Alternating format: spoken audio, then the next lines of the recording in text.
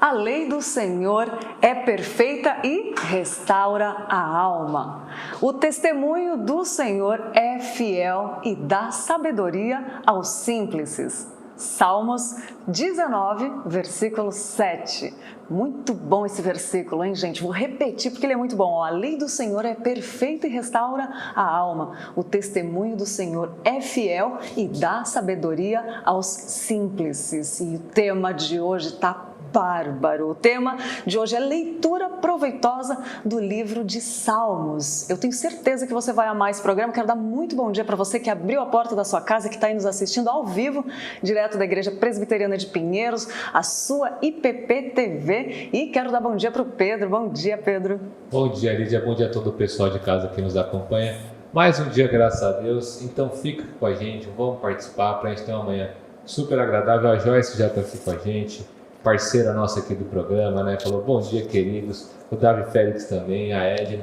Então, já aproveita esse começo do programa para compartilhar, porque eu tenho certeza que vai ser muito proveitoso esse nosso tema aqui hoje, essa nossa conversa. E, para começar, eu quero mostrar para vocês os nossos stories que edificam, né? Aquilo que a gente vê lá no Instagram, que é bom, que merece ser compartilhado para quando você estiver no seu dia, abrir uma rede social, for lá ver um stories, aparece algum versículo, alguma frase, algo que possa fazer você refletir e te edificar. Então, pode colocar na tela o story de hoje da IPB Oficial, né? Da nossa querida Igreja Presbiteriana do Brasil, perfil oficial. Tem, como a gente vai falar sobre Salmos hoje, né? Salmos 56, de 3 a 4, diz assim: Ei me vindo o temor, hei de confiar em ti, em Deus, cuja palavra eu exalto. Nesse Deus ponho a minha confiança e nada temerei. Que me pode fazer mortal? E aí, vai lá, aproveita também, segue a página da IPB Oficial, versículo do dia, todo dia.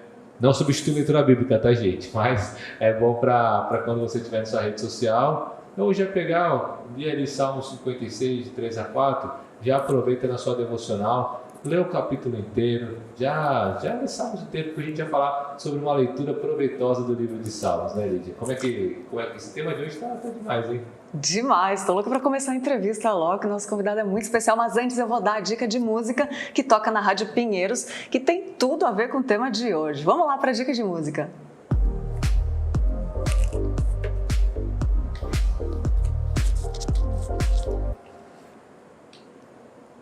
E enquanto você dá uma olhadinha aí, uma espiadinha no clipe, eu vou lendo um trechinho da música para você. A música chama Salmo 139, da banda Purples, nossa querida banda Purples. E ela diz assim: para onde me ausentarei do teu espírito? Como de tua face fugirei? Se subo ao céu, lá estás. No abismo mais profundo, tu estás também. Se pelas asas da alvorada rumo eu tomar, e pelos mares me deter, ainda lá a tua mão me guia, tua destra ainda me sustém. És o Senhor, que conhece minhas palavras antes do falar, que formou o meu interior ao me criar. Deus de gloriosas obras, sempre perto estás, sempre perto estás.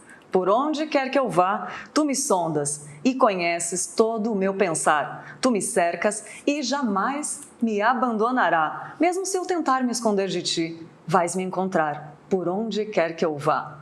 Quão preciosos para mim teus pensamentos são, e tantos para se contar. Se fossem grãos de areia, contaria sem jamais chegar ao fim. Música linda da banda Purples, que chama Salmo 139 e toca na Rádio Pinheiros, a sua rádio missionária. Pode acessar o site lá, ippinheiros.org.br/rádio, ou baixar o aplicativo no Google Play ou Apple Store gratuitamente para ouvir quando, aonde você quiser. É isso, para começar o nosso papo, não esquece do dia, para você participar aqui com a gente, mandar sua mensagem no chat, ó. A Nicéia já falou, bom dia, manhãs maravilhosas juntinhos com vocês.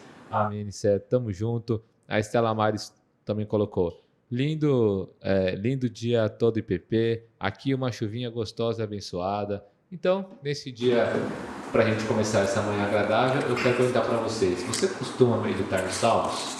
Fala, seja sincero, que você já parou para ler o livro, você já leu o livro de Salmos inteiro? Qual o seu salmo preferido? Então, coloca aqui, compartilha a sua experiência com a gente aqui pelo chat do YouTube. E nosso convidado especialíssimo, para você que não conhece a primeira vez no canal, nosso queridíssimo reverendo Márcio Roberto Alonso, e eu vou apresentar para vocês. Ele é pastor da Igreja Presbiteriana Ebenezer de São Paulo, professor do seminário JMC na área de Teologia Pastoral e Exegética e bacharel em Direito na Universidade do Vale do Paraíba, também bacharel em Música Sacra no seminário JMC em 2003 e em Teologia no seminário JMC em 2004, mestre em Teologia Bíblica pelo Centro Presbiteriano de Pós-Graduação Andrew Jumper, 2010, mestrando em Liderança Escolar Cristã pelo Gordon College, Estados Unidos, casado há 22 anos com a Priscila, pai do Davi e da Carolina. Bom dia, pastor. Bom dia, Lídia. Muito obrigado pelo convite. É um prazer estar aqui com você. Bom dia, Pedro. Bom dia, pastor. Bom dia, pastor. O prazer é nosso. Que assunto incrível, né, pastor? Sem dúvida. O livro dos Salmos é extremamente rico e falar a respeito deste livro tão amado pelo povo de Deus é sempre muito proveitoso, né? E já pegando a deixa aí, por que o livro dos Salmos, pastor, é um livro tão querido por todos, assim? É muito fácil para o leitor ler o livro dos Salmos e se enxergar ali, né? Verdade. O salmista Davi é o grande autor do livro dos Salmos, o mavioso salmista de Israel, e ele compôs 73 dos 150 salmos. E quando você lê a vida de Davi, né, em Reis, em Samuel, mais claramente no livro de Samuel, melhor dizendo, você percebe que desde o momento em que ele foi escolhido por Deus para ser o rei, que ele foi ungido, que ele foi perseguido por Saul, que ele se escondeu no deserto, quantas situações de vida ele enfrentou. Depois ele se casa com Mical, e depois ele foge de novo do próprio sogro, que tenta matá-lo, e ele acaba se tornando rei, e tem as batalhas, e tem a amizade dele com Jonatas. Quer dizer, Davi viveu uma gama de emoções e de história que todo mundo tem em algum momento da vida, alguma história que vai combinar com alguma situação da vida de Davi. E ele sempre escrevia algum salmo relacionado a alguma coisa da sua experiência. Então, o livro de Salmos fala sobre todo tipo de experiência humana, não só a partir de Davi, mas a partir de outros autores que também ali figuram. E ao falar sobre isso, o livro dos Salmos não faz isso de uma maneira técnica ou com um vocabulário que possa ser um pouco mais entediante. Não, é tudo muito intenso. Então, ao invés de falar, por exemplo, que Deus me conhece perfeitamente, para pegar o Salmo 139, né? A palavra ainda não me chegou à boca e o Senhor já sabe. Então, isso é o uso da poesia que vai falar com a sua mente, mas através das emoções. Então a linguagem poética, as ideias, a poesia hebraica não vai usar a rima, mas ela vai usar contraste de ideias, ela vai usar figuras muito fortes. Você leu, por exemplo, né, a lei do Senhor é perfeita, né? O testemunho do Senhor é fiel. Há um paralelo da lei com o testemunho, do perfeita com o fiel, e esse tipo de coisa gruda na nossa cabeça. Como em português você diria, água mole, pedra dura, tanto bate até que fura. É diferente de dizer simplesmente, seja insistente que você conseguirá. Isso não tem tanta graça, mas água mole, pedra dura, tanto bate até que fura, gruda. Não é? Então, quando você vai falar nos Salmos, e ele está dizendo, se eu tomar as asas da alvorada e habitar nos extremos do mar, é muito mais poderoso do que dizer, se eu tentar fugir de Deus, eu não vou conseguir. Não dá o mesmo efeito em você. A poesia tem esse lado. Então, veja, todo tipo de experiência humana narrado no livro dos Salmos. Narrado com poesia, com coisas que vão apelar à sua mente através das suas emoções. Junte a isso o fato de que os salmos são muito usados na liturgia da igreja. É mais fácil para uma pessoa leiga ela pegar uma unidade na Bíblia. Vou ler um salmo na liturgia. É mais fácil para essa pessoa do que dizer, eu vou pegar o evangelho e vou ler desse versículo até aquele. A pessoa tem menos coragem de repartir uma porção da escritura para ler no culto, nos evangelhos, nos livros proféticos. No salmo ela vai mais segura, porque ela fala, começa aqui e acaba ali. Então, ela se sente mais encorajada. E os salmos são muito usados. Quem de nós já não foi, né, no culto e alguém leigo lá, fazendo o seu melhor, é claro, mas propõe a leitura de um salmo. E com isso eles acabam mais conhecidos. E eles parecem ser também de compreensão mais fácil do que outros estilos literários. Se você vai ler uma poesia, você tem que saber quem era o rei. Pega aqui, por exemplo, o que quer dizer a fake news da eleição. Se você vai tentar interpretar isso daqui a 20 anos, você tem que conhecer quem era o presidente, o que era fake news, um tanto de informação que para interpretar o jornal do dia de hoje daqui a 20 anos, você vai sofrer. Sim. Agora, para interpretar uma poesia feita hoje daqui a 20 anos, você não vai ter dificuldade.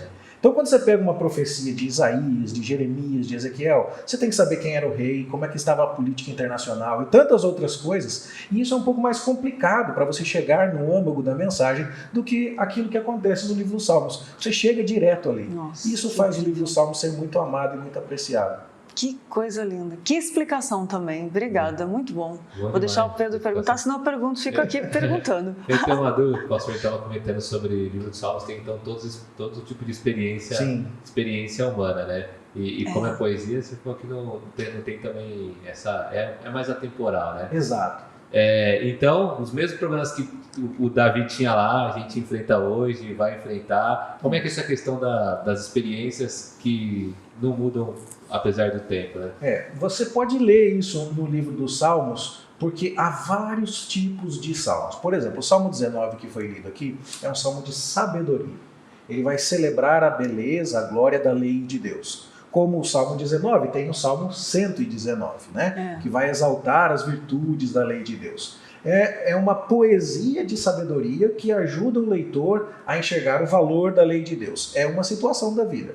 Mas você vai ter salmos de tudo quanto é situação que você possa imaginar. Um salmo convidando as pessoas a louvarem a Deus no santuário com alegria. O Salmo 100, entrai por suas portas com ações de graça, nos seus atos com hino de louvor. Você vai ter o salmo celebrando a beleza do rei. Estamos felizes porque o povo de Israel tem um rei bonito, como é o Salmo 45. Né? Ele falando que a língua do poeta transborda de louvores a esse rei belo. Né? Você vai ter salmos que celebram a beleza da cidade de Jerusalém.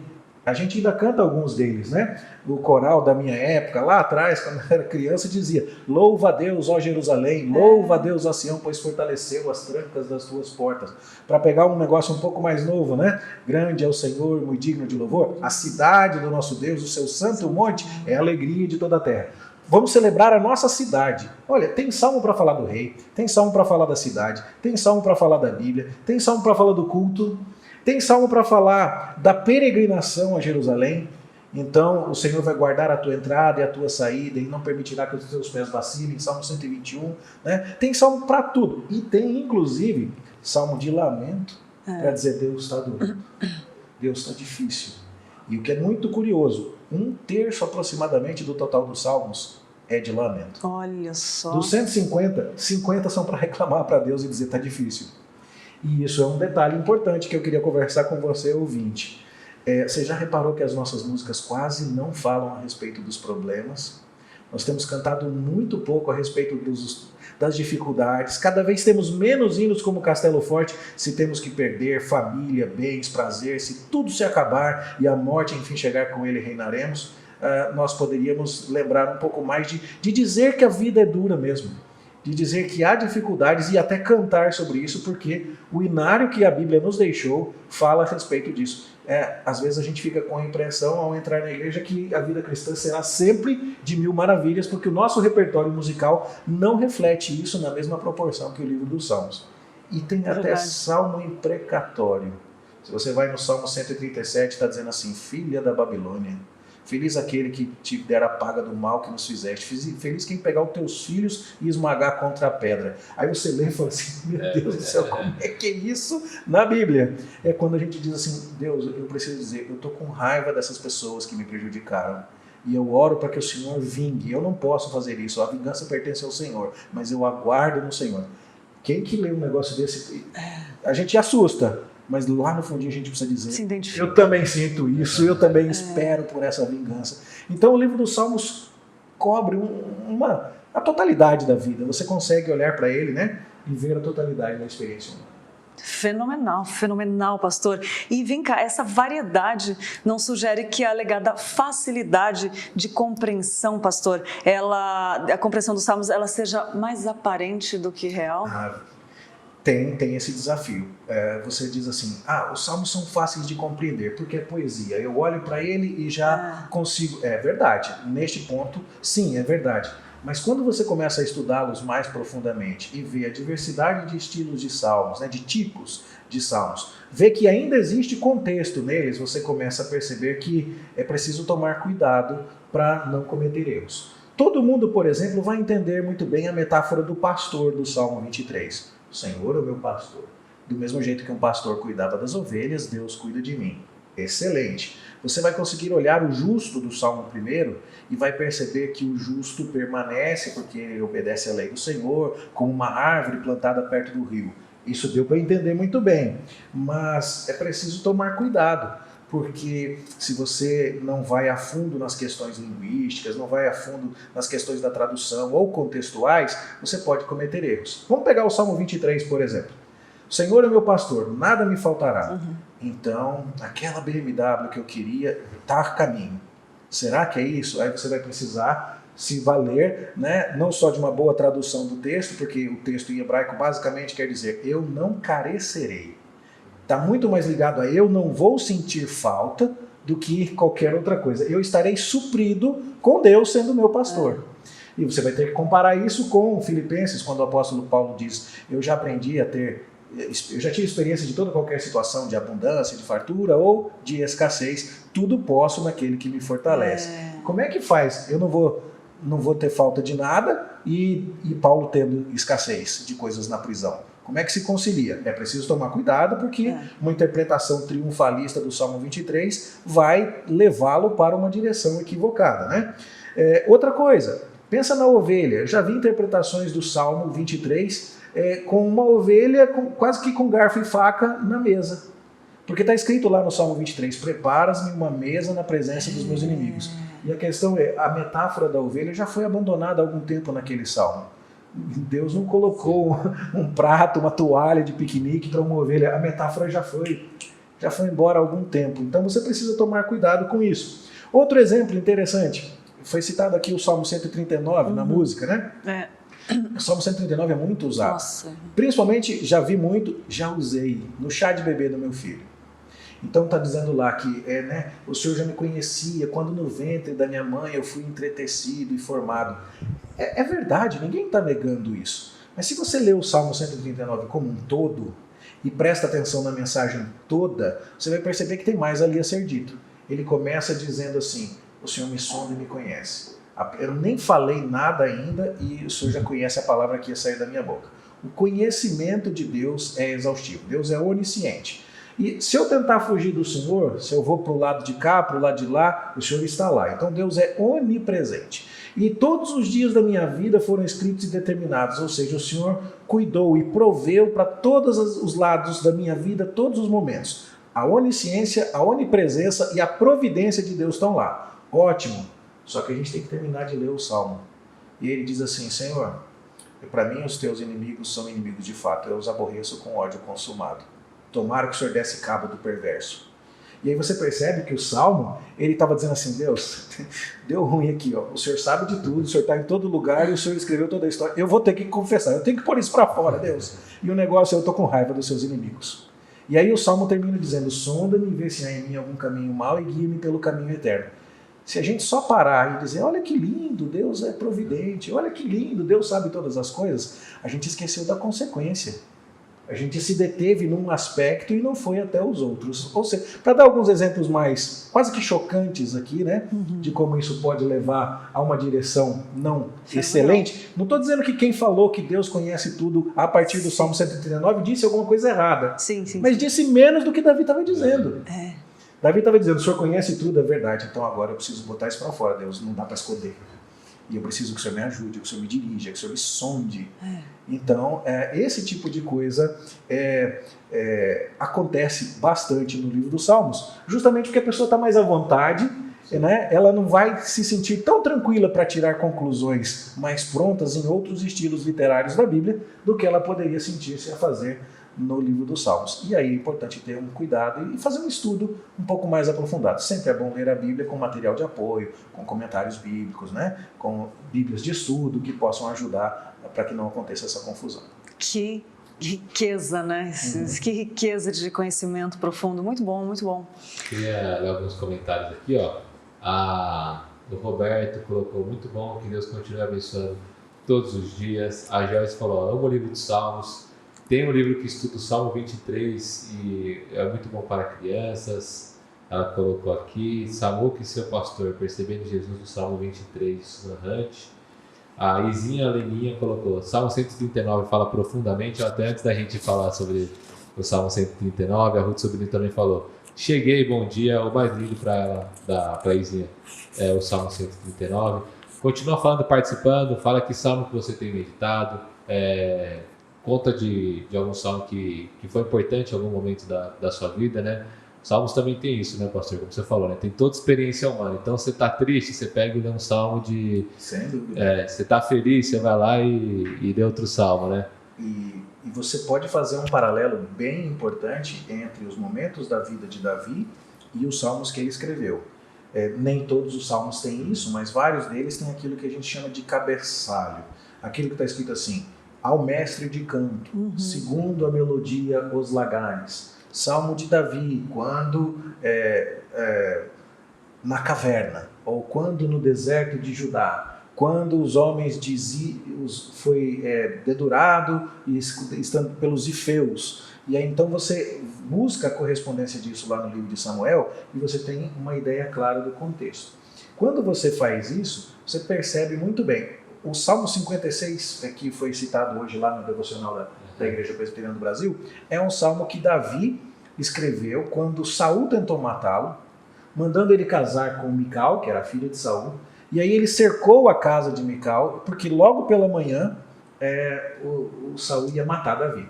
E aí Mical faz o Davi fugir pela janela e ir embora e ele consegue escapar. E aí é que ele escreve aquilo que está lá no Salmo 56. Que me pode fazer um mortal? Nesse Deus cuja palavra eu exalto, nesse Deus eu vou colocar a minha confiança. Por quê? Porque Deus tinha dito que ele ia ser o rei. Se Deus falou que ele vai ser o rei, Saul não vai matá-lo. Mas Saul está do lado de fora da porta. Mas daí ele escapa. E quando ele escapa, ele fala, eu vou confiar na palavra de Deus e eu não vou ter medo do homem. Por isso está lá no Salmo 56, que me pode fazer um mortal? Quando você lê isso dentro do contexto, você percebe que o versículo já ganhou uma nova cor? Sim. Muito. O contexto é muito importante. O melhor jeito de lembrar disso é aquela frase famosa que a gente vê, né? Eu uso isso na aula de hermenêutica, que é a interpretação da escritura lá no seminário. Aquela frase, mãe só tem uma, né?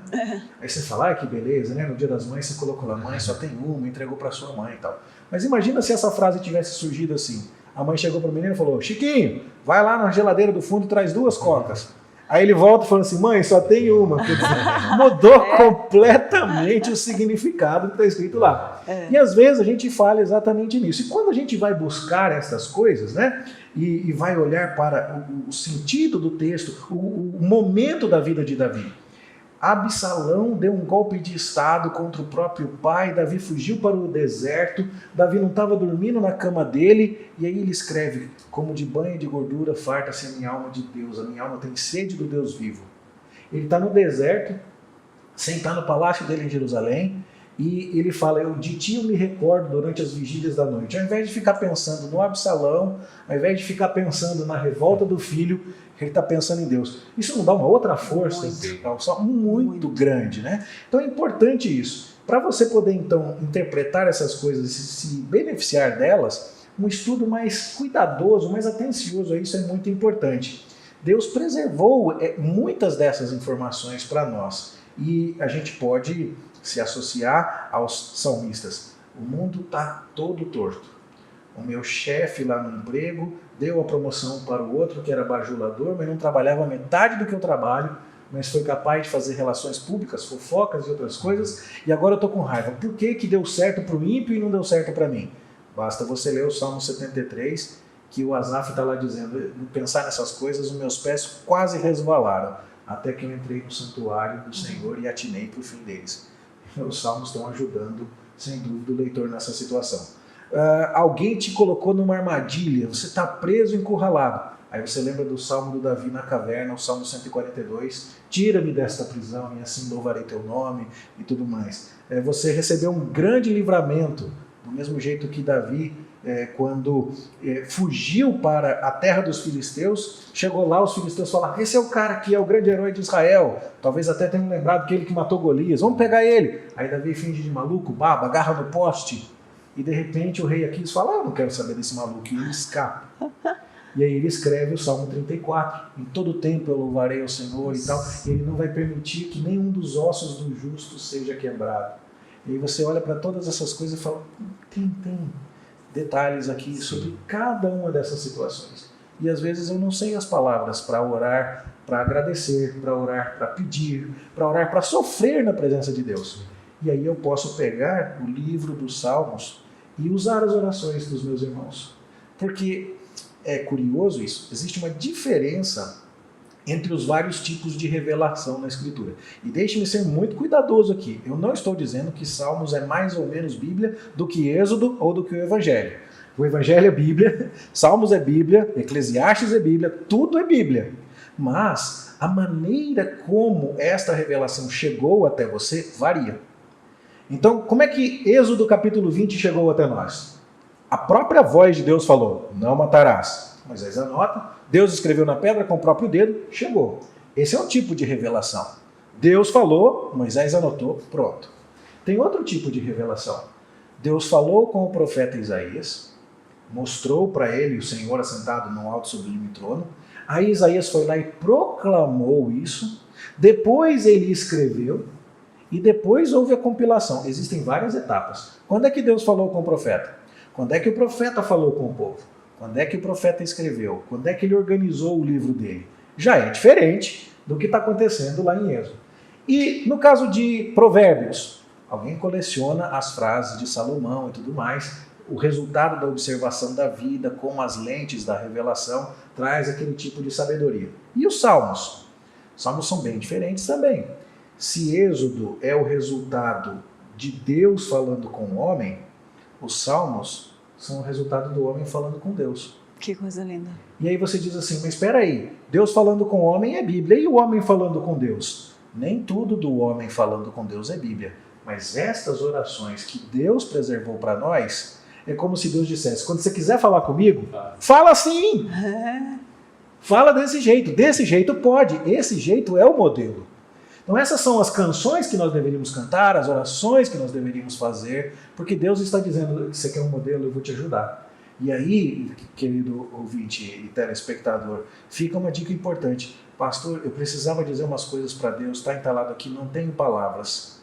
Encontre um salmo de lamento, encontre um salmo de dor, encontre um salmo que expresse isso e fale: Deus, eu não sei dizer melhor para o Senhor do que o Senhor me ensinou a dizer para o Senhor, então eu vou usar as suas palavras para falar com o Senhor do jeito que o Senhor disse que eu posso. Você não vai errar. Não tem como você orar um salmo e errar.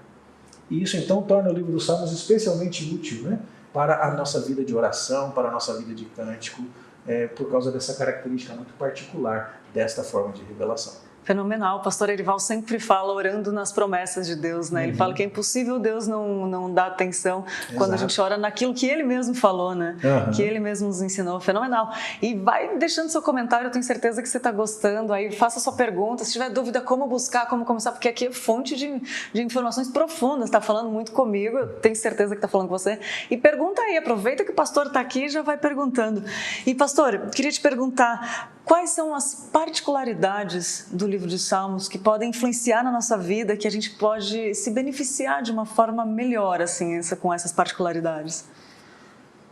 Você pode extrair muito mais dos Salmos se você entender algumas coisas que são teológicas e que valem para tudo que vem do Antigo Testamento.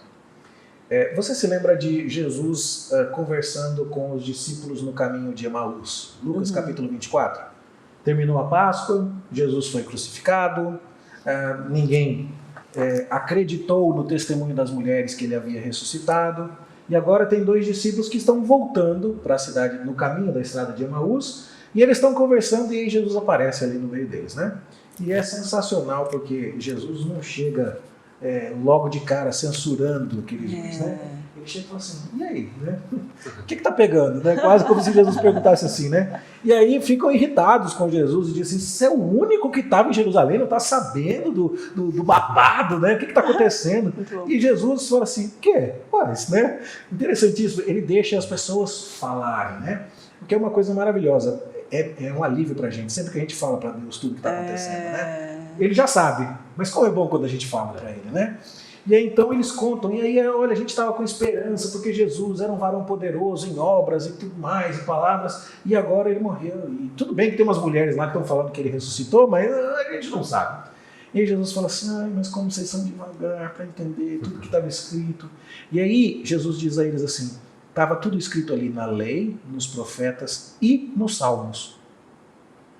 A gente não está acostumado a pensar no livro dos Salmos como um livro que aponta para Jesus. A gente sempre lê Isaías, fala assim, a virgem conceberá e dará à luz um filho e vai chamar Emanuel. A gente fala, Jesus está aqui. Aí a gente lê Miqueias, e tu, Belém Efrata, não és de modo nenhum a menor das cidades de Judá. A gente fala, Jesus está aqui. Mas a gente não parou para pensar que de todos os livros do Antigo Testamento, que são citados no Novo Testamento, o campeão é o livro de Salmos. Não é um livro de profecia, o livro do Antigo Testamento mais citado no Novo. Só para você ter uma ideia da estatística. Quantos livros tem no Antigo Testamento? 39. Quantos livros tem no Novo? 27. Quantos salmos nós temos? 150. Agora vamos pegar essa estatística. Dos 27 livros do Novo Testamento, 23 citam salmos. É bastante coisa. Muito. Só não vai ter o Filemão, que era uma carta do Paulo para o Filemão, Judas e 2ª e 3ª João, que são curtas demais. Todos os outros citam um salmo, pelo menos. Olha só. Isso é um dado importante. Muito. 150 salmos, 97 são citados no Novo Testamento. É muita coisa. Depois, são 360 citações, aproximadamente, do Antigo Testamento feitas no Novo. E quando eu falo citações aqui, não é referência, não. É quando você diz, quase como se fosse numa monografia de hoje, você tem que colocar com parágrafo, fonte menor e o recuo, assim, para dizer, essas são palavras do autor, sabe? Davi. São dessas 360 citações deste modo, 113 vieram do livro dos Salmos. Ou seja, quase um terço de tudo que se disse do Antigo Testamento no Novo veio do livro dos Salmos. Pergunta, primeiro, por quê? A primeira resposta, porque eram as músicas que as pessoas cantavam.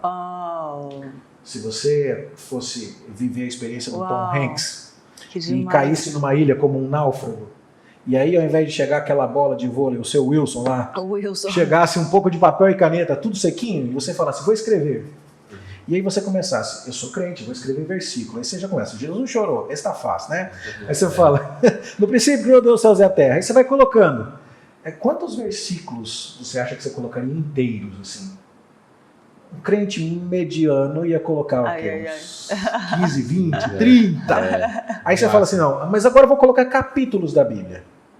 Quantos capítulos da Bíblia inteiros? Eita. O Salmo 23 ia sair exprimido, o Salmo 133 ia sair exprimido, Salmo 1, mas parava por ali. Mas aí de repente você começa, ao Rei dos Reis consagrado. Você chega até o final? Sim. Pois é, isso é quase o Salmo 45. Se você começa, grande é o Senhor e muito digno de louvor, você vai até o final? Sim. Pois é, esse é o Salmo 48. Se você começa, os que confiam no Senhor são como os montes, Salmo 125. E aí você não estava nem percebendo, e estava tudo aqui, porque está gravado na sua mente no formato de música. Legal. E a música, ela associa o conhecimento com as emoções, e por isso que a gente se lembra mais. Tudo que vem associado com emoção entra na tua mente melhor. Por isso que a poesia dos Salmos é tão poderosa. Isso explica com muita naturalidade por que o livro dos Salmos é o mais citado. Era o que as pessoas cantavam. Uau. Então, quando você vê, por exemplo, que no chamado Domingo de Ramos, Jesus está na sua entrada triunfal, entrando ali em Jerusalém, e o povo diz, Hosana, bendito que vem em nome do Senhor, eles estão citando o Salmo 118, que era cantado na época da Páscoa. E era extremamente apropriado isso. Todo mundo conhecia qual era o salmo a ser citado, porque eles cantavam aquilo naquela época. Que coisa linda. Você está entendendo? Então, quando você olha para isso e diz assim, peraí, eu preciso ler os salmos, entendendo que o Novo Testamento prestou muita atenção nos Salmos. Mas como é que eu vou fazer essa conexão? Você vai ter que lembrar de um negócio chamado tipologia. Tipologia, eu fiz trabalho, vocês são muito novos, mas eu fiz trabalho na máquina de escrever Olivetti. Sim. Você apertava, vinha aquele dentinho assim e prendia a fita preta e vermelha no papel, né? A letra que estava naquele pedacinho de metal, ela não era a letra normal, era ao contrário da letra, era espelhado. Aquilo é chamado de tipo.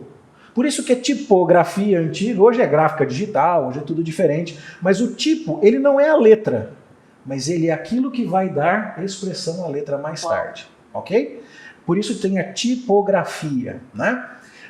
Essa palavra tipo vem do grego, e no Novo Testamento ela aparece no relato de Tomé. Quando Tomé fala assim, eu não vou acreditar que Jesus ressuscitou, a menos que eu veja as marcas nas suas mãos. E a marca na mão, a palavra lá é tipo. Não é o prego que está lá, não é o cravo, mas é a marca que está lá. Caraca. Quando você entende o que é um tipo, você pergunta, existem tipos de Jesus no Antigo Testamento? Vários. Pode ser um lugar, pode ser uma pessoa, pode ser um objeto, pode ser um acontecimento. Esses tipos apontam para Jesus. Como é que isso funciona? Lá na Páscoa dos hebreus, enquanto eles estavam no Egito, para que eles não fossem destruídos por conta do seu próprio pecado, tinha que matar um cordeiro inocente, sem defeito, que não tinha culpa nenhuma, e passar o sangue dele na porta. Porque quando o anjo da justiça de Deus viesse, ele ia olhar e falar assim, aqui nesta casa já morreu um inocente pelos culpados que estão lá dentro. O que é isso? É o Cordeiro de Deus que tira o pecado do mundo, quando João Batista olha e fala isso. Então, quando João Batista falou ao povo, esse é o Cordeiro de Deus, todo mundo entendia o que João Batista queria dizer, porque havia uma informação tipológica no Antigo Testamento. Aí você fala, tá bom, isso é um objeto. Vamos a uma pessoa. Moisés. Quando Moisés nasceu, o povo era escravizado pelos egípcios. O faraó estava tentando matar os meninos judeus. Moisés escapou sendo abrigado pela corte egípcia. Depois ele lidera o povo para escapar do Egito e atravessando o Mar Vermelho. Depois ele leva o povo até o Monte Sinai para dar a lei de Deus. E depois ele conduz o povo pelos 40 anos do deserto. Em tudo isso, Moisés estava sendo um tipo de Jesus. Por quê? Porque quando Jesus nasceu, o povo estava escravizado pelos romanos, não pelos egípcios. O faraó tentou matar os judeus, mas Herodes tentou matar Jesus. Moisés escapou na corte egípcia, José e Maria fugiram para o Egito. Depois Moisés atravessou o Mar Vermelho, Jesus atravessa as águas do Jordão no batismo para se identificar conosco. E então Moisés leva o povo para o Monte Sinai para dar a lei. Você lê no Evangelho de Mateus que Jesus prega sobre as deturpações da lei no Sermão do Monte. E ali ele corrige, inclusive, as interpretações. E se Moisés passa 40 anos no deserto vendo o fracasso do povo de Israel, Jesus passa 40 dias no deserto vencendo em tudo aquilo que Israel falhou. Aí você olha e fala assim, uau, então eu preciso ler o Êxodo vendo como ele se cumpre. E os Salmos? Agora você vai pegar e vai ler assim. Quem que escreveu? Davi, tá bom. Davi foi ungido como rei. Como é que fala ungido em hebraico? Messias. Como é que fala ungido em grego? Cristo.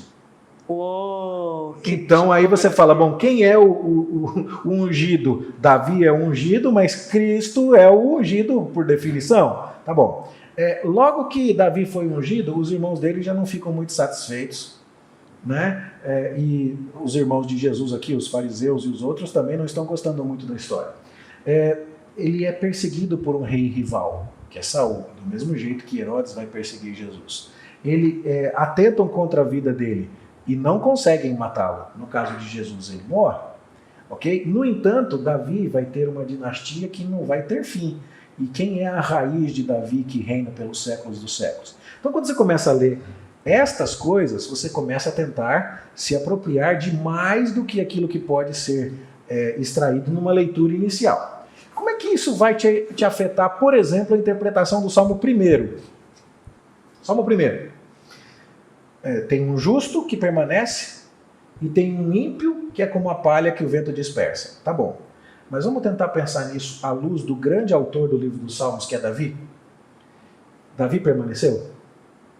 Ele tem uma dinastia que dura para sempre. Ele morreu, é claro, mas o nome dele está aí. É o nome mais citado na Bíblia, depois do nome de Jesus, é o nome de Davi. E quem foi o ímpio que não permaneceu, cuja dinastia não permaneceu nos dias de Davi? Saul. A dinastia de Saul não prosperou. Ele foi como a palha que o vento dispersa. Então, quando você lê o Salmo primeiro, você percebe a diferença. E qual que era a diferença entre Davi e Saul? Davi tinha esse prazer na lei de Deus do Salmo 19, e Saul queria ficar era com o reino. Davi queria ficar com Deus, Saul queria ficar com o reino. E aí, quando você lê isso, você já fala, o Salmo primeiro foi escrito como uma moldura para todo o livro dos Salmos. E o Salmo 2? O Salmo 2 é um salmo onde o ungido de Deus está sendo questionado. Por que está todo mundo questionando o ungido de Deus e se rebelando contra o ungido de Deus? O capitão do time era o Saul. E ele não permanece. E aí então você vê que aceitem o ungido de Deus e submetam-se a ele. É o assunto. Salmo número 3 é a revolta do Absalão contra o próprio pai, dando um exemplo claro de que o ungido de Deus do Salmo 2 não estava sendo aceito por muitos. E o Salmo 3 está falando a respeito disso. Então, quando você começa a olhar para isso, você fala, estou entendendo um pouquinho melhor. Para dar, não sei como é que está o nosso tempo aqui, não, pode falar, para dar mais um exemplo interessante, você vai ver que os salmos de lamento estão muito concentrados nos primeiros salmos. Porque é exatamente logo que se estabelece esse panorama do livro dos Salmos, tem um justo que vai ficar e um ímpio que vai passar. E isso tem a ver com quem aceita e se submete ao verdadeiro ungido de Deus, que é Davi apontando para Cristo. As rebeliões, começando por Absalão, mas também de Saul e tal, são um problema. E aí, salmos de lamento estão abundando aqui nesta primeira parte. Salmo 13 é um salmo de lamento muito clássico. Até que você culmina no Salmo 22. Deus meu, por que me desamparaste? Quem que citou isso? De aonde? Jesus na cruz. Jesus na cruz. E aí então está dizendo lá, traspassaram-me as mãos e os pés. Era um jeito comum das torturas dos assírios na época, cortar as mãos e os pés dos inimigos. E Davi está usando poesia para dar um exemplo de como ele era maltratado emocionalmente, psicologicamente, à semelhança das torturas dos inimigos. Davi experimenta aquilo poeticamente, mas Cristo cumpre aquilo. Ok? Na minha sede me deram vinagre a beber, repartiram entre si as minhas vestes. Tudo aquilo que é poético em Davi acontece de fato e de verdade. E João ainda vai dizer assim, isso aconteceu para que se cumprisse a Escritura. Então João não está lendo os Salmos apenas como poesia, ele está lendo os Salmos como profecia. Que loucura. Ok? Tá, mas vai ficar mais gostoso ainda. Depois do Salmo 22, vem o 23, certo? No 22, está dizendo assim, assim o Senhor entrega minha alma na morte. Só que no 23 está dizendo assim, ainda que eu ande pelo vale da sombra da morte, eu não vou temer. Porque o Senhor refrigera a minha alma. E a palavra refrigera ali tem a ver com regenera, tem a ver com ressuscita. O Salmo 23 fala da ressurreição. Ele fala, eu vou habitar na casa do Senhor para todo sempre. E as coisas não vão ficar assim, porque o Senhor vai preparar uma mesa na presença dos meus inimigos. Na presença, a palavra inimigos ali é daqueles que zombam de mim. No Salmo 22 estão zombando de Davi, do mesmo jeito que zombaram de Jesus na cruz. Mas no Salmo 23 está sendo dito assim, não vai ficar desse jeito, vai ter um banquete da vitória que o Senhor vai preparar para mim e todo mundo que zombou de mim vai ter que ver. Essa ideia de uma mesa para comemorar a vitória vem de Melquisedeque, lembra do Abraão? Quando ele ganhou a batalha contra os reis que já haviam sequestrado Ló, o que Melquisedeque fez? Ele trouxe pão e vinho para celebrar a vitória. Como é que vai terminar o último dia, quando Jesus vier e matar o anticristo? As bodas do Cordeiro, maior festão de casamento. E o que tem lá? Comida. Então, você celebra que Jesus venceu a morte na mesa da ceia. O que você faz? Você come e você bebe. Então, Jesus está dizendo, pela boca de Davi no Salmo 23, eu sofri no Salmo 22, mas eu vou ressuscitar, eu vou vencer, e eu vou habitar na casa do Senhor para todo sempre. E aí, 22, 23... Depois vem o 24, está escrito assim, levantai-vos, ó portais eternos, para que entre o Rei da Glória. Quem que é o Rei da Glória? É o Senhor. Bom, o que era aquele salmo originalmente? Davi conquistou a cidade de Jerusalém, e Jerusalém era um símbolo da sede de Deus no mundo, né? e o templo ia ser construído lá, e a arca vai ser levada para lá, e aquele monte é o lugar onde o céu está encontrando a terra. Então, quando ele entra com a arca, símbolo da presença de Deus, para aquele templo, né, o tabernáculo ali, é como ele está dizendo, pessoal, abram alas, porque Deus vai à nossa frente e ele está entrando para assumir a sua posição no trono. Isso é o que significa para Davi. Mas vamos lembrar que Davi está apontando para Jesus, certo? Uhum. E o Davi que sofreu perseguido por Saul no 22, apontava para Cristo sofrendo na cruz. Uhum. O Davi que disse, ainda que eu ande pelo vale da sombra da morte, eu vou ser ressuscitado, e o Senhor vai me vingar dos meus inimigos, aponta para o Jesus que ressuscita e vence. E o Davi que diz assim, abram alas porque Deus está entrando e vai tomar o seu lugar, aponta para o Cristo que subiu aos céus e tomou o seu lugar lá.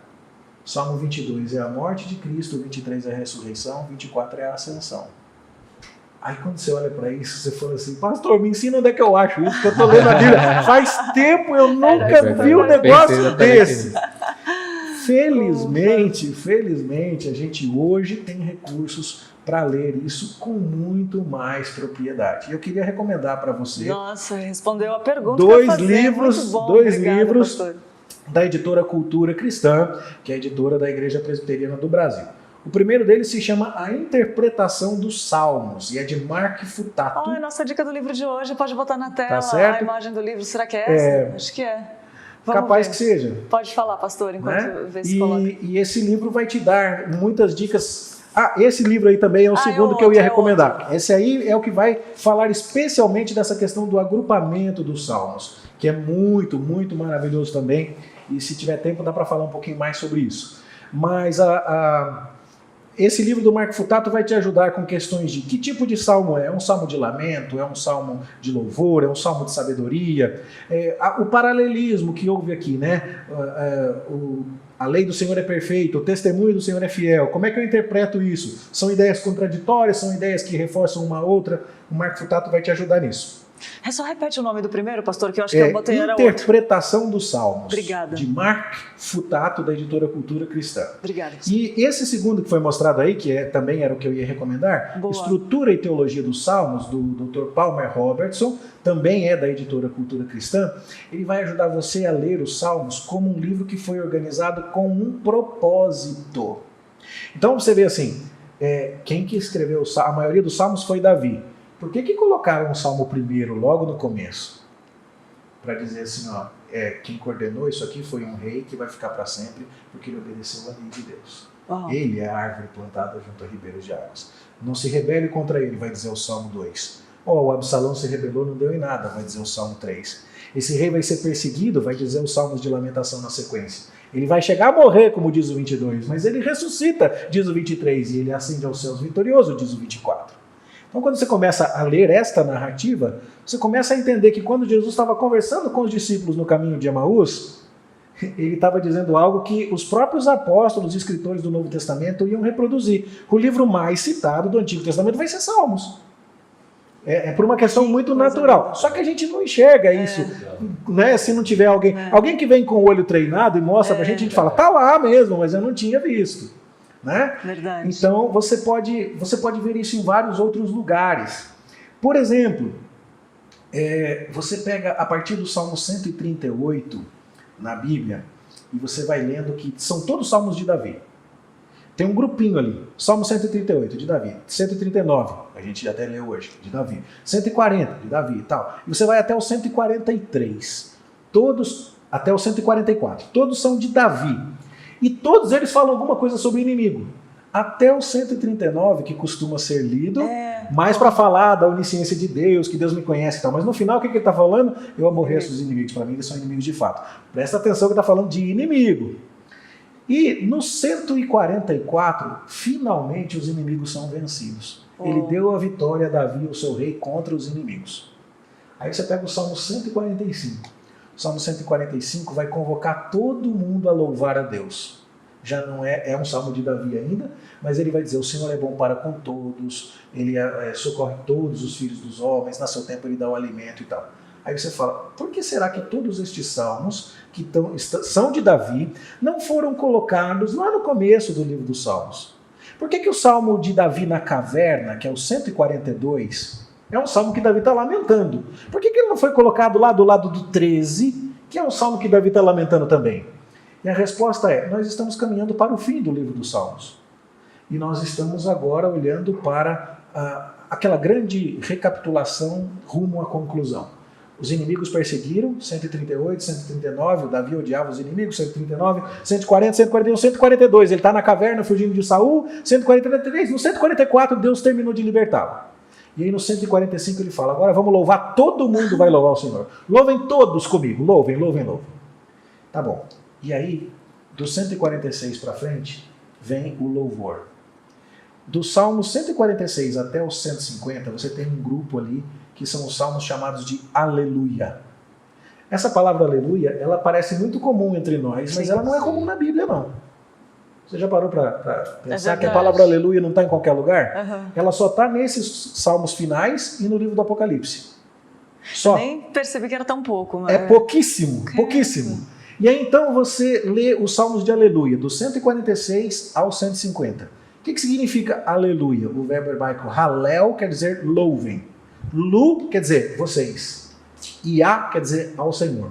Louvem vocês a Jeová. Louvai ao Senhor. Isso quer dizer aleluia. Bom, se os inimigos perseguiram Davi, do Salmo 138 até o 144, quando Davi foi liberto, e no Salmo 145 Davi está dizendo, vamos louvar todo mundo, do 146 até o 150, todos os salmos começam e terminam com a palavra aleluia.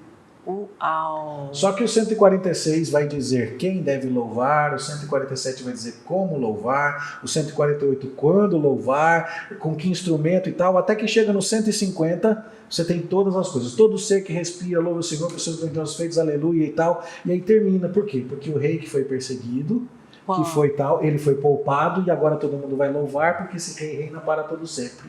Aleluia. Não é o livro do Apocalipse escrito no Antigo Testamento, só que com uma lente que a gente não era capaz de enxergar. Fenomenal. Então, se você quiser ler mais sobre isso, esse livro do Palmer Robertson, eu não ganho comissão, não tenho nada, mas olha, eu recomendo muito a você que aprenda ali, é fenomenal, é fenomenal. Então, quando a gente olha para o Antigo Testamento assim, né, livros de teologia bíblica, livros que falam sobre tipologia, Gerhard van Groningen tem um livro também chamado Revelação Messiânica no Antigo Testamento, é que esse livro é um pouco mais técnico, né, mas são livros que vão te dar muito material para enxergar isso. Jesus está lá o tempo inteiro. É quase como se a gente fosse convidado a ler o Antigo Testamento como aquele livrinho do Onde Está o Wally, sabe? Sim. Aí Jesus fala assim, sou eu aqui. E você vai vendo. E fala, Jesus, o Senhor está lá mesmo. Todo. E isso nos enche de alegria de ver que nada, absolutamente nada foi por acaso. Uhum. Isso aumenta tremendamente a minha fé no meu Salvador. Isso aumenta tremendamente o meu apreço pela Escritura. Veja, quando Davi escreveu o Salmo 23, talvez ele estivesse ainda cuidando de ovelha do pai dele, recebendo alguma perseguição aqui ou ali. Quando ele escreveu o Salmo 22, talvez fosse Saul o grande inimigo. Quando ele escreveu o 24, ele já tinha conquistado Jerusalém, estava introduzindo a arca. Mas alguém olhou para tudo isso e falou assim, esse rei humano aponta para um rei maior. E alguém colocou o 22 do lado do 23 e do 24. Alguém organizou do 138 até o 144, com o 145 até o 150. E em todas essas etapas havia um Deus soberano dirigindo tudo, para que quando Lucas, lá na frente, escrevesse que Jesus conversou com os discípulos no caminho de Emaús, eu pudesse olhar para trás e falar assim, isso aqui não é por acaso. Nós não cremos num livro qualquer, a Bíblia é um livro maravilhoso. A excelência da Escritura exala das suas páginas de uma maneira que a gente vai dizer, como eu não posso acreditar numa história dessa? Moisés nunca encontrou com Jesus. E, no entanto, a gente vê Mateus mostrando o quanto Jesus cumpriu Moisés. A gente lê o quanto Jesus cumpriu Davi. A gente lê o quanto Jesus cumpriu tudo. Ele é todas as coisas. Ele é o alfa, o ômega, ele é o princípio, o fim, é tudo dele, por meio dele, para ele, a ele a glória eternamente. Amém. Amém. Então, e isso está nos Salmos. Uou! Você está vendo por quê? O tema de hoje, a importância, né, de entendermos o Salmo. Pastor, que explicação profunda, que explicação. Obrigado, um presente de Deus dado por nós, que Ele continue te usando poderosamente. Assim, eu fico feliz de não só nós estarmos ouvindo isso, mas muitas pessoas estão ouvindo e esse conteúdo vai ser compartilhado e foi para mim um incentivo tremendo de estudar mais profundamente e se apaixonar mais por Cristo, né? Sem Como dúvida, ele é apaixonante, assim, eu digo, é um amor que cresce cada dia mais, né? Quero agradecer muito. Pedro, quer falar uma coisinha? Não, agradecer demais o pastor, Nossa. falo com o pessoal aqui também que está agradecendo aqui no chat, né? Muito bom, ótimo programa, verdadeira aula de teologia, o Bruno colocou aqui. Teve pessoal falando que era realmente uma manhã de EBD, né? Para a gente aprender um pouco mais da Bíblia. E já fica, se o pastor topar, né? Salmo já vai puxando um monte de tema que dá pra gente tratar aqui, sem né, dúvida. pastor? Mesmo se não tiver aqui, a gente faz online, né? Se tiver aqui, vai ser sempre um prazer. Se eu puder ajudar, Que bênção, vai pastor. poder contribuir. E essa entrevista deixou claro porque o tema, isso que eu queria dizer, né? A leitura proveitosa. Como nós podemos tirar mais proveito, Eu queria né, dar uma pastor? palavra para a pessoa que E- pode ouvir isso e falar assim: nem vou ler porque eu não vou conseguir chegar na conclusão que esse pastor falou. Isso é boa. importante. Isso é verdade. Isso é importante. Boa. Eu me lembro dos tempos em que eu lia a Escritura na loja de pneus do meu pai e eu grifava as coisas da Escritura que hoje eu olho e falo assim, eu grifei o versículo que não tem nada a ver com a mensagem central. Um exemplo interessante, só para citar aqui, eu li Amós e gravei lá o versículo: andarão dois juntos se não houver entre eles acordo? E eu tomei aquele versículo como uma orientação de Deus para eu me entender com a minha namorada, hoje minha esposa, né? Eu preciso andar em acordo com ela, andar dois juntos e tal. Aí eu fui para o seminário e aí eu percebi que o profeta Amós estava dizendo assim: o leãozinho vai rugir se não tiver com a presa entre os dentes? É uma pergunta retórica. Qual que é a resposta? Não. O soldado vai tocar a trombeta sem que todo mundo se prepare para a batalha? A resposta é não. Duas pessoas vão andar juntas se não tiver entre elas acordo? A resposta é não. E aí ele diz, do mesmo jeito, Deus não vai mandar castigo nenhum sem antes avisar por mim que sou profeta. Aí você percebe que o sentido não tinha nada a ver com o meu namoro. No entanto, eu me lembro de ser profundamente abençoado e de sentir a presença do Espírito Santo na minha vida quando eu li a Bíblia por obediência a Deus e por sede de Deus. Então, a primeira coisa, ainda que você não seja capaz de extrair tudo isso, não deixe de ler a sua Bíblia. Espero que essa aula não sirva para te desencorajar. Sim. No entanto, é importante que você saiba, o proveito da Escritura vem do nosso trabalho, do nosso labor para extrair dela mais. Houve um tempo aí que havia muitos carros com adesivo leia a Bíblia. Eu não considero esse adesivo apropriado, porque a própria Bíblia não manda você ler a Bíblia. E por favor, me entenda bem aqui de novo. Sim. A Bíblia manda você estudar, a Bíblia manda você meditar. Você tem que gastar tempo com isso. A ideia de ter um versículo é muito bom, compartilhar uma mensagem é muito bom, mas você precisa cavar para encontrar. E aí o incentivo que eu posso lhe dar é: duvido que você se aproxime com vontade de aprender da Bíblia, cave e saia frustrado. Duvido. Então, tome cuidado para não se permitir desanimar ao estudar isso. Falar assim, se esse homem não estiver lá comigo lá em casa para eu estudar, nem vou tentar porque não vai compensar. Não é isso que nós queremos de maneira alguma. Qualquer que seja o seu estudo da palavra de Deus, mesmo que você tenha suas limitações, Deus vai abençoar o seu esforço e Ele vai falar com você. No entanto, não se conforme com isso se você tem condição de fazer melhor. Então, corra atrás dos recursos para tanto, tá certo? Fale com o seu pastor, pegue dicas, pegue outras coisas, procure, né, instrução. Hoje em dia, com a internet, está tão mais fácil conseguir isso, né?